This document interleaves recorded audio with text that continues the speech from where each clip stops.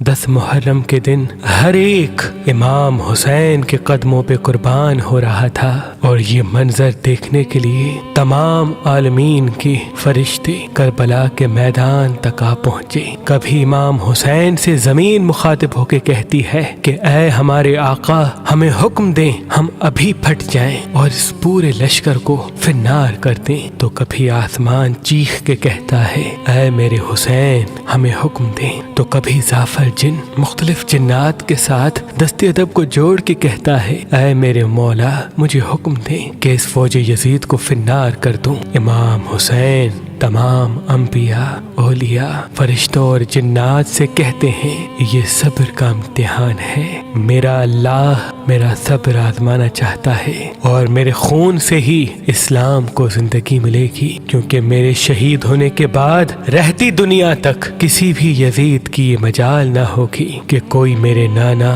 حضرت محمد مصطفیٰ صلی اللہ علیہ وآلہ وسلم کی شریعت کو جھوٹا کہے۔ بس سب مولا حسین کا امتحان دیکھ رہے ہیں۔ امام حسین علی اکبر کے سینے سے برچھی نکالتے ہیں تو کبھی اپنے 6 ماہ کا بچہ قربان کرتے ہیں۔ جب آپ کے ساتھ کوئی نہ رہا، آپ خیام میں آتے ہیں، بیویوں سے الوداع کہتے ہیں۔ امام سجاد کو وصیتیں کرتے ہیں کہ اسلام کے لیے ہر دکھ تکلیف کو برداشت کرنا، لیکن قدم قدم پہ اپنے نانا کی رسالت کی گواہی دیتے رہنا۔ بس جیسے ہی بیویوں سے الوداع کہہ کے زلجنا کو حکم دیتے ہیں کہ اے میرے گھوڑے، مجھے میدان میں لے کے چل، زلجنا آگے نہیں بڑھتا۔ امام حسین زلجنا کے قدموں میں دیکھتے ہیں کہ آپ کی بیٹی سکینہ زلجنا کے پیروں میں لپٹی ہوئی ہے۔ آپ اترتے ہیں، اپنی بیٹی سے فرماتے ہیں اے میری بیٹی سکینہ، اپنے بابا سے الوداع کہو۔ بی بی سکینہ فرماتی ہے بابا صبح سے لے کے اب تک جو میدان میں گیا وہ واپس نہیں آیا۔ امام حسین فرماتے ہیں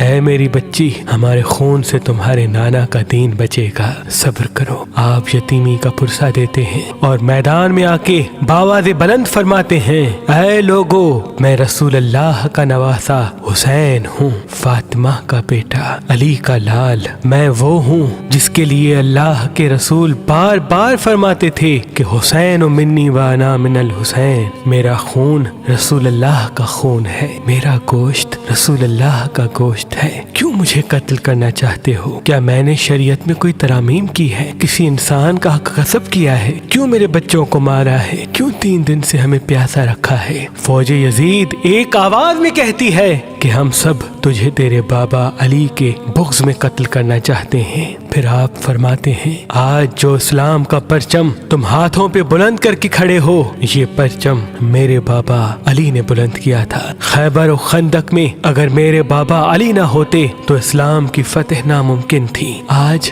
اس علی کو یہ صلہ دے رہے ہو کہ اس کی اولاد کو اس بیابان میں بھوکا و پیاسا کر کے قتل کر رہے ہو۔ بس عمر بن سعد کہتا ہے کہ حسین کی بات نہ سنو، حملہ کر دو۔ تاریخ نے لکھا امام حسین علیہ السلام کے مد مقابل جو بھی آیا وہ فنار ہوا۔ زمین پہ اس سے پہلے ایسی جنگ نہ دیکھی گئی کہ ایک 3 دن کا بھوکا پیاسا شیر کی طرح لڑ رہا ہے اور فوج دور دور بھاگ رہی ہے۔ بالآخر شمر عمر بن سعد نے یہ سوچا کہ یہ علی کا شیر ہے، اس سے مقابلہ کرنا ناممکن ہے۔ پوری فوج کو کہتے ہیں کہ ایک ساتھ امام حسین پہ حملہ کیا جائے، لیکن کوئی بھی امام حسین کے قریب نہ جائے۔ دور دور سے امام حسین کو تیر مارے اور آدھی فوج جا کے خیام کو آگ لگا دے۔ بس ہزاروں کی فوج نے امام حسین کو چاروں طرف سے گھیرا اور دور دور بھاگتے ہوئے امام حسین کو تیر مارتی رہی، نیزے مارتی رہی، اور کچھ امام حسین کے قیام کو جلاتے ہیں۔ امام حسین کبھی خیموں کی طرف جاتے ہیں، کبھی سپاہیوں کی طرف آتے ہیں۔ بس اتنے میں آواز غائب آتی ہے اے حسین، تیرا اللہ تجھ سے راضی ہوا۔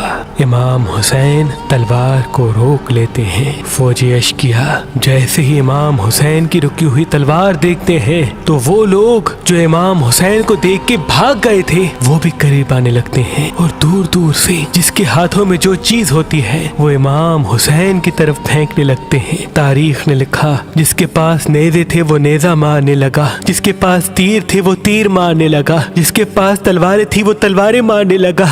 جس کے پاس مارنے کے لیے کچھ نہ تھا، وہ کربلا کی گرم زمین سے مٹی اٹھاتا اور امام حسین کی طرف پھینکتا۔ تاریخ نے لکھا آپ کے جسم پہ اتنے تیر تھے کہ آپ کا جسم مبارک دور سے نظر تک نہیں آ رہا تھا۔ آپ نے چاہا کہ آپ اللہ کے دربار میں سجدہ کریں۔ آپ اپنے آپ کو گھوڑے کی زین سے زمین کی طرف لے کے جاتے ہیں، لیکن آپ کے جسم مبارک پہ تیر اتنے تھے، نہ آپ زمین پہ تھے نہ گھوڑے کی زین پہ تھے، تیروں کے مسلح پہ تھے۔ یہ منظر تمام انبیاء دیکھ کے زارو قطار رو رہے تھے۔ بس جو بھی امام حسین کا سر کاٹنے کے لیے قریب آئے، امام حسین کے چہرے میں ان کو رسول اللہ کا چہرہ نظر آئے اور وہ چیخ کے دور چلا جائے۔ بس شمر نے کہا یہ کام مجھ سے ہونا ہے۔ بس شمر قریب آتا ہے، امام حسین کے سر سے امامہ اتارتا ہے، آپ کے بالوں میں ہاتھ ڈالتا ہے، چھری کو گلے پہ رکھتا ہے، پہلی ضرب چلاتا ہے۔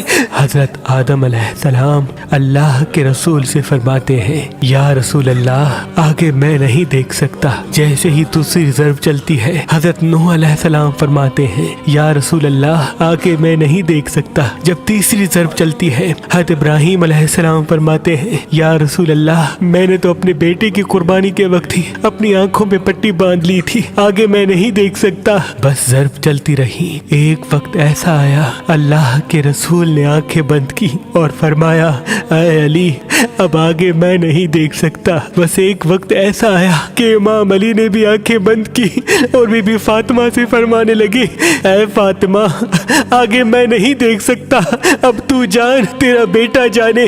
بی بی فاطمہ زہرا مقتل میں دیکھتی ہے کہ شمر مسلسل امام حسین کے گلے پہ خنجر چلا رہا ہے۔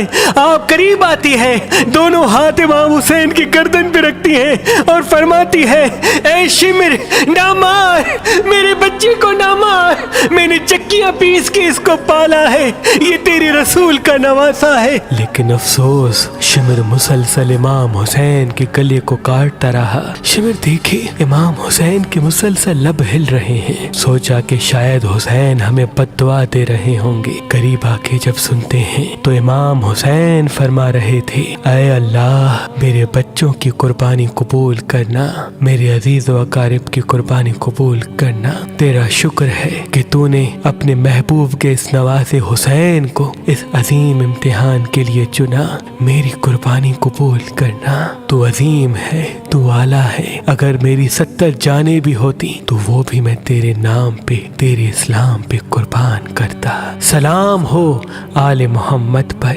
سلام ہو رسول اللہ کے خاندان پر، جنہوں نے ہر تکلیف کو برداشت کر کے قیامت تک اسلام کو زندہ کر دیا، قیامت تک اسلام کو زندہ کر دیا۔